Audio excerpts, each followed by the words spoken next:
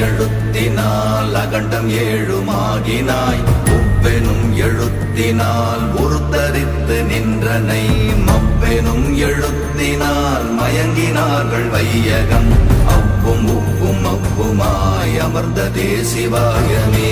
ஓம் நமச்சிவாய ஓம் ஓம் நமச்சிவாய ஓம் நமச்சிவாய ஓம் ஓம் நமச்சிவாய ஓம் நமச்சிவாய ஓம் ஓம் நமச்சிவாய ஓம் நமச்சிவாய ஓம் ஓம் நமச்சிவாய.